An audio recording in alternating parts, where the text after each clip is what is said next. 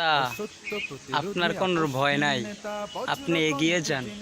আপনার পিছে আমরা আছি এবং আমার আল্লাহ আছে।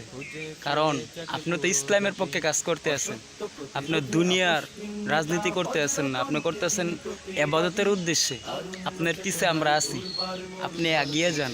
অবশ্যই ইসলাম কায়েম হবে এবং হাত পাকা জয় হবে ইনশাল্লাহ। আর বরিশাল সিটি কর্পোরেশন নির্বাচনে ইনশাল্লাহ আপনি পাশ করবেন ইনশাল্লাহ। আশা করি আল্লাহ তাআলা যেন মুফতি সৈয়দ মোহাম্মদ ফয়জুল করিম সাহেবকে এই বরিশালের মাটিতে মেয়র হিসেবে কবুল করে, আমিন। সামনে সংসদে কিন্তু আপনিই যাইবেন ইনশাল্লাহ, সামনে প্রধানমন্ত্রী আপনিই হবেন ইনশাল্লাহ, সামনের রাষ্ট্রনায়ক আপনিই হবেন ইনশাল্লাহ। আল্লাহ কবুল করুক।